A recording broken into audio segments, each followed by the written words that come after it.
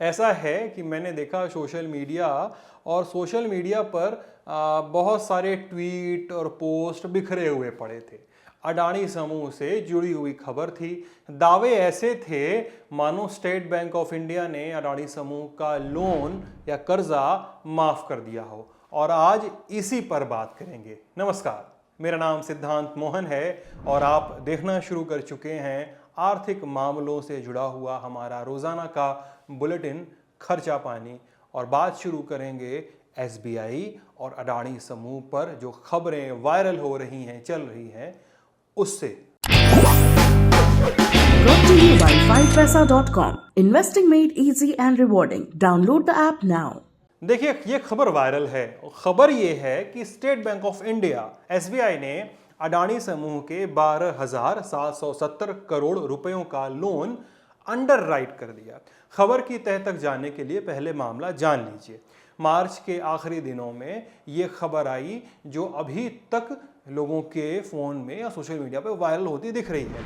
दरअसल महाराष्ट्र के नवी मुंबई में अडानी समूह का Navi Mumbai international airport private limited NMIAL कार्यरत है। इसी प्रोजेक्ट को लेकर खबरें आईं कि एसबीआई ने अडानी समूह के इस प्रोजेक्ट के लिए 12,770 करोड़ की राशि को अंडर राइट कर दिया है। कर्ज को अंडर राइट कर दिया है। अंडर राइट, इस शब्द को थोड़ा जहन में अपने बिठा लीजिए। आगे कई बार इस खबर में इस शब्द से सामना होगा। अब कर्ज को अंडर राइट करने को लेकर अडानी समूह के लोगों की ओर से बयान भी आया। द हिंदू में प्रकाशित खबर के मुताबिक NMIAL के निदेशक जीत अडानी की ओर से बयान जारी किया गया। इस स्टेटमेंट में, इस बयान में कहा गया कि हम हब और स्पोक मॉडल में भारत के सबसे बड़े शहरों को आसपास के शहरों और टाउन्स से जोड़ना चाहते हैं, ये जानते हुए कि एयरपोर्ट आगे आने वाले समय में केंद्रीय भूमिका निभाएंगे। हम एक ऐसा आर्थिक सिस्टम डेवलप करना चाहते हैं जिसके कोर में एयरपोर्ट और एयरपोर्ट के यूजर्स हों। एसबीआई से मिली इस सुविधा के साथ हम मुंबई को एक और लैंडमार्क यूटिलिटी देने के एक और कदम नज़दीक आ गए हैं। ये तो अडानी समूह का स्टेटमेंट है। यानी इस अंडर राइटिंग को एक सुविधा की तरह इस स्टेटमेंट में देखने की बात है। ऐसा भी कयास लगाया जा सकता है, ऐसा भी सोचा जा सकता है। अब आगे बढ़ते हैं और सोशल मीडिया का रुख करते हैं, यानी जिसका टीजर हमने शुरुआत में दिया।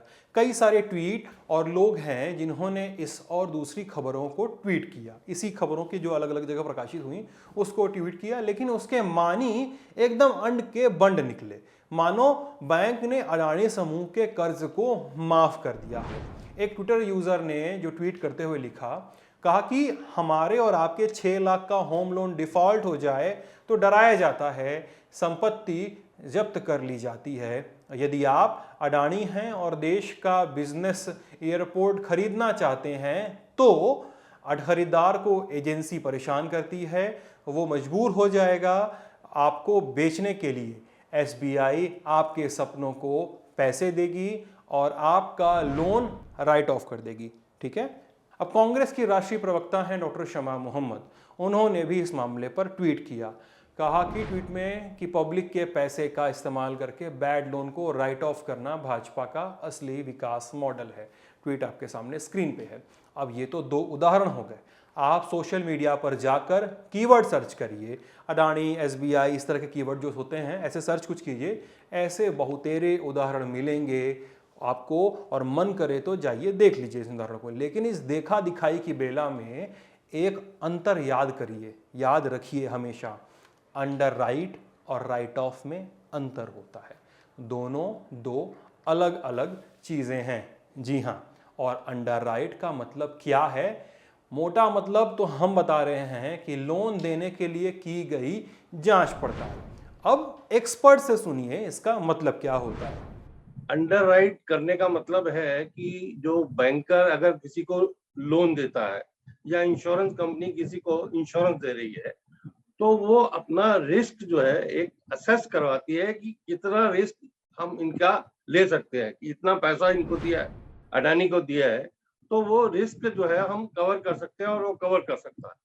इससे ज्यादा और कोई बहुत बड़ा इशू नहीं है कि भाई कोई लोन वेव कर दिया हो या अंडरराइट कर दियो, माफ कर दियो।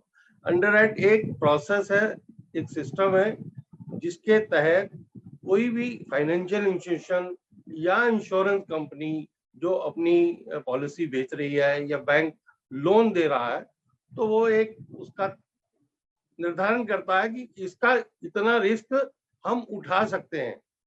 और ये जो है, ये बारोवर जो है ये लोन ले रहा है, ये इस के लायक है कि इतना रिस्क जो है, इतना लोन इसको दिया गया है, वो उठा सकता है। तो अगर कोई आपसे कह रहा है कि अंडरराइट करने का मतलब लोन माफ कर देना भी हुआ, तो ये कहना कितना सही हो सकता है? ये बात भी हम एक्सपर्ट के हवाले से ही बताएंगे आपको। लोन देने से पहले की प्रक्रिया जिसे कह सकते हैं, और लोन देने के बाद की भी प्रक्रिया हो सकती है। पहले भी किया जा सकता है, बाद में भी। इंश्योरेंस कंपनी में भी बहुत बड़ी पॉलिसी कोई वो बेच रहा है, तो वही वो इंश्योरेंस की पॉलिसी ले रहा है, तो हम उसके लिए रिस्क ले सकते हैं कि नहीं ले सकते? मतलब वो कोई फर्जी पॉलिसी तो नहीं ले रहा, या उसकी इतनी क्षमता है कि वो ये इंश्योरेंस पॉलिसी ले सकता है, या बैंक से लोन ले रहा है तो उसकी क्षमता है, और अगर कुछ गड़बड़ होगी तो हम उसका रिस्क ले सकते हैं। यानी बात साफ है कि अंडरराइट करने का मतलब वो नहीं जिसका कुछ लोग मतलब निकाल रहे होंगे।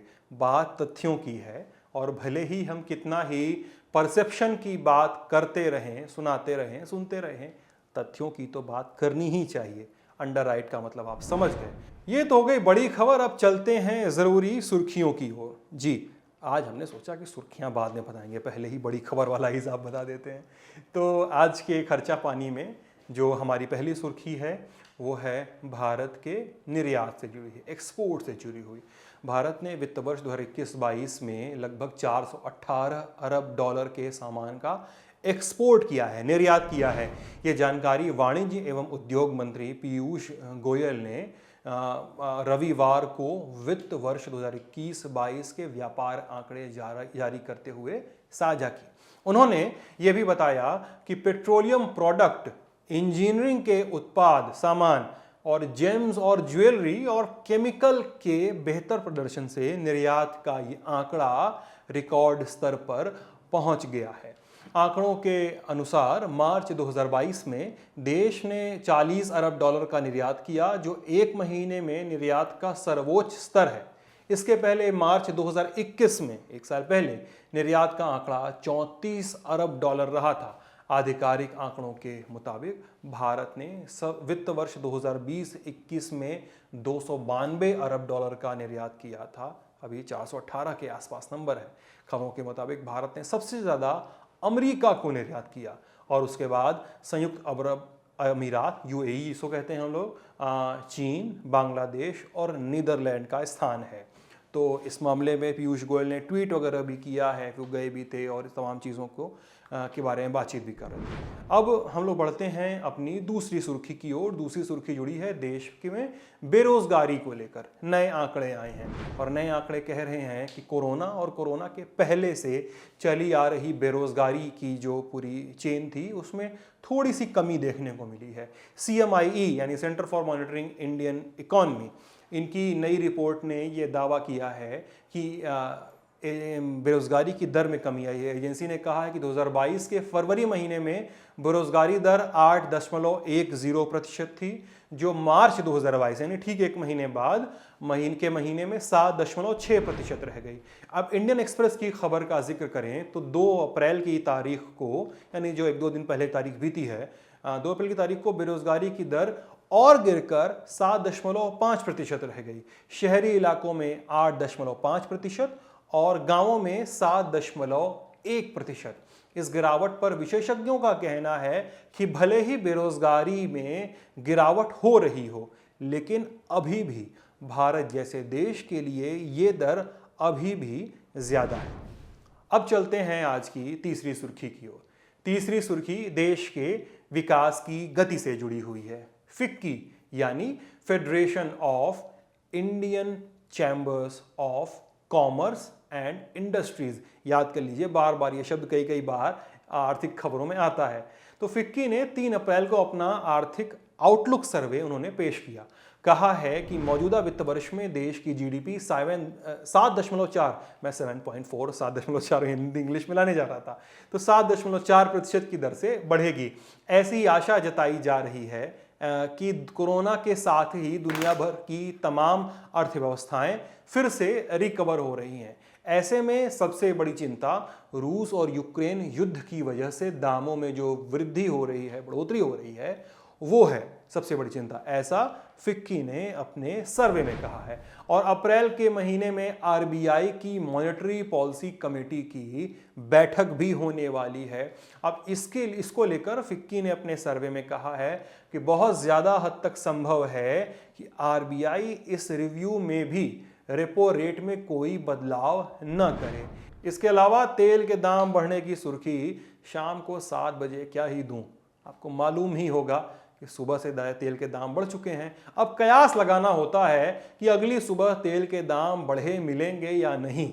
चलिए, कमेंट सेक्शन खुला है, कमेंट सेक्शन में ये कयास लगाते हैं। कमेंट सेक्शन में आप हमको बता भी सकते हैं कि शो कैसा लगा, कोई फीडबैक भी दे सकते हैं, शिकायत भी कर सकते हैं, सुझाव भी दे सकते हैं, कयास भी लगा सकते हैं। अपना ख्याल रखिएगा, कल मिलेंगे। आप लल्लन टॉप देख रहे थे। Good night.